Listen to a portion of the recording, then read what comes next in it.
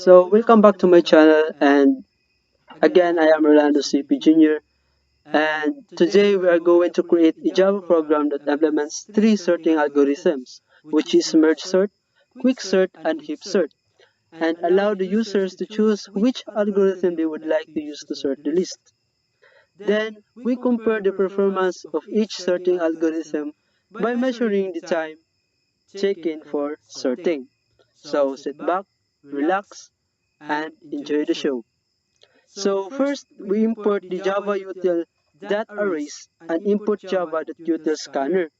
So import Java that util arrays to provide utility methods for working with arrays, such as copy of and toString. Then the import Java that util scanner, so kini is used ni siya for take users input from the console.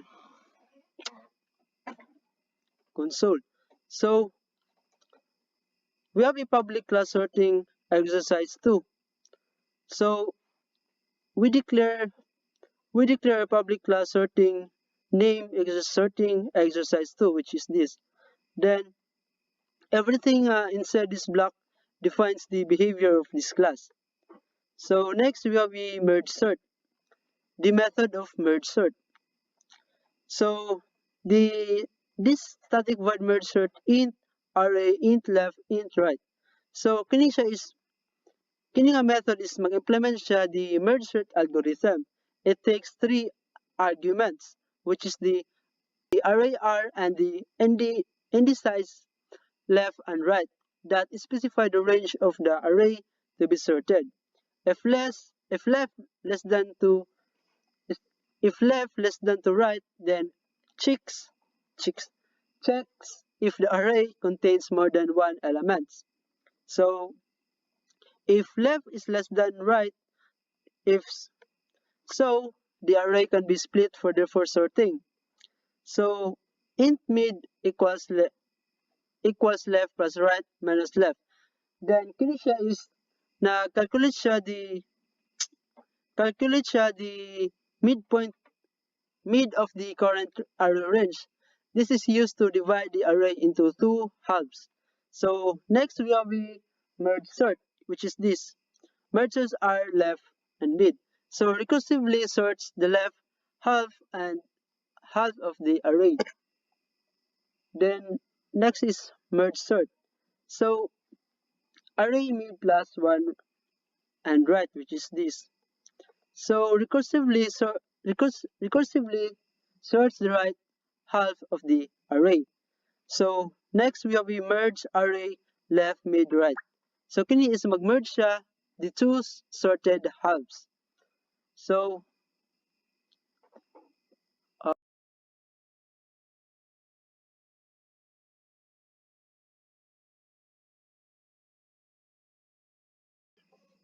there is a int n equals mid minus left plus 1. So diriya is na-calculate siya the size of the left sub-array L. The sub-array L. Then ang int n2 and right minus mid is nag-calculate po siya the size of the array sub-array R. Then the int L equals new int n1 kay nag-initialize sa new array L to hold the elements of the left half. Then int R, new int n2 kay diri po siya is nag-initialize po siya a new array to hold the elements of the right half. So then we have a system.array copy. So diriya is sa system.array copy array left L n1 kay copies element siya from the original array R, which is the array R into the left sub array L. So which is this our our original array. So next is we have the same yapon siya no sa diriya sa save array copy kay ano gyapon siya, copy siya, same yang gyapon siya dito sa ato ang R, which is I mean sa L, which is sa L. So diriya is mo gyapon no, or sa from original array gyapon siya into right R sub array R. So we have int I equals 0, j equals k equals left. So diriya is nag-initialize siya 3 indices. We have I for L, j for R, then and j for R and k for the original array.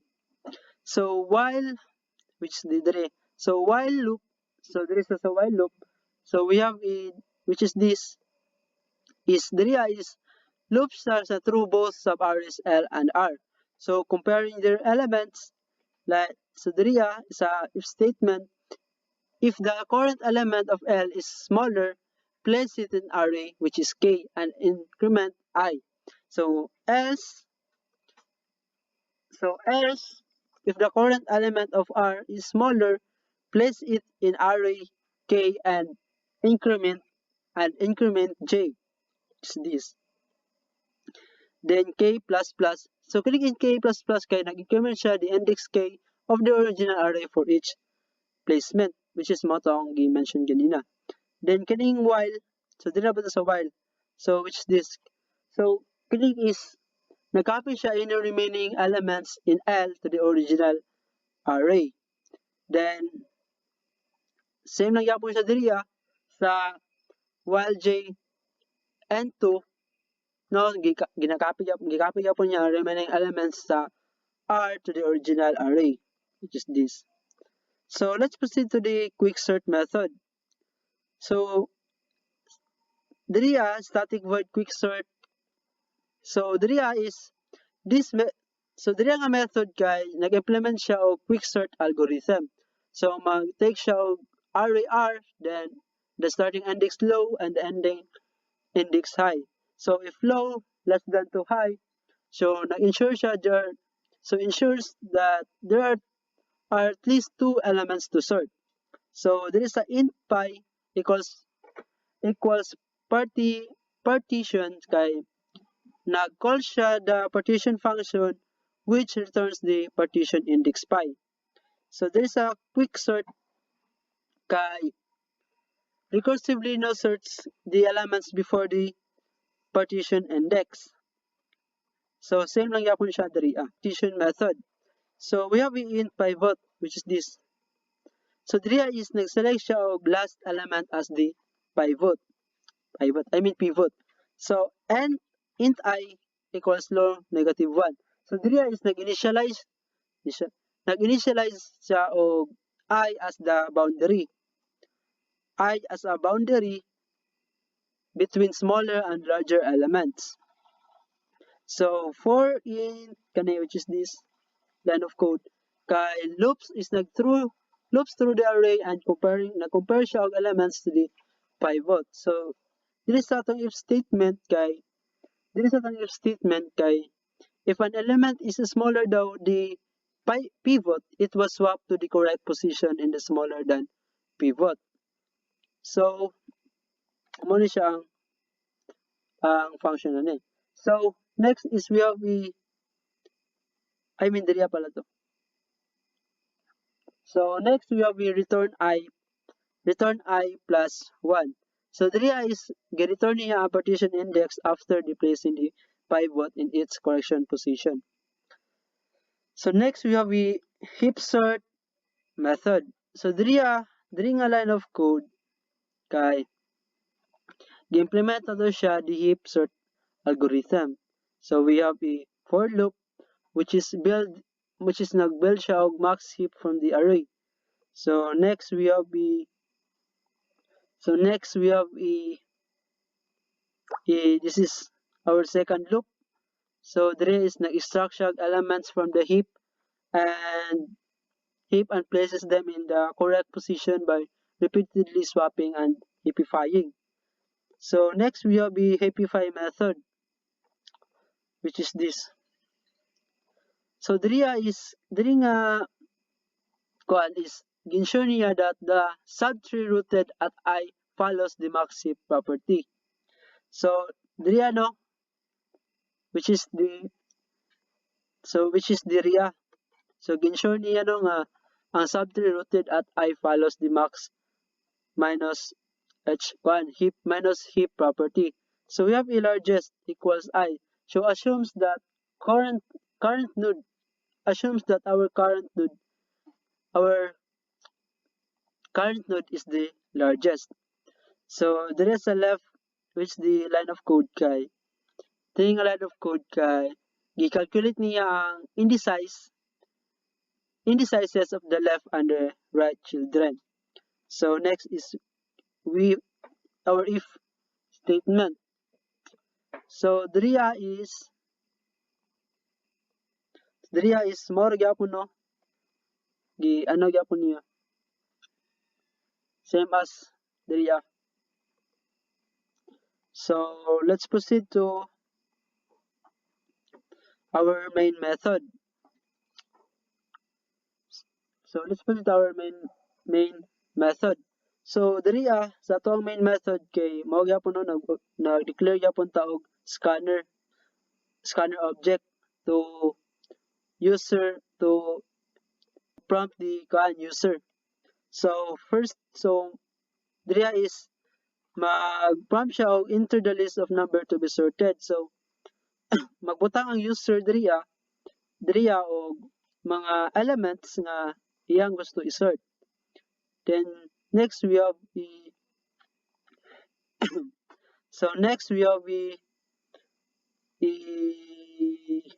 second prompt. Then after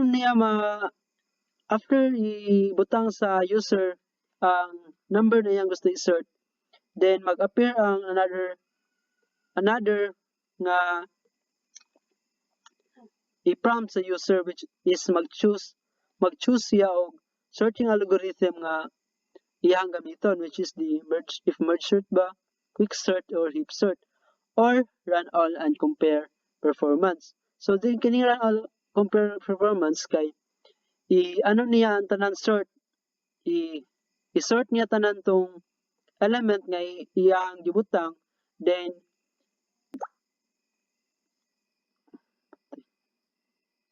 so let's proceed to our switch statement. So we have case 1. So diriya is a case 1 is na mo siya mag-handle og user choice for merge sort. So kaning R copy equals kaning copy array or kaning line of code is mag-create siya og copy of the original array to sort. So then kining pud nga line of code is way as before. But all three algorithms are run sequentially, so showing the sorted results and time taken.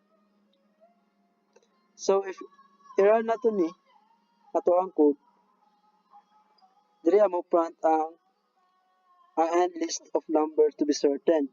So magbutang lang kag element na imong gusto nga i-sort the number like this. So mamili ang user if unsa ang gamiton niya nga sorting algorithm, merge sort or quick sort or heap sort.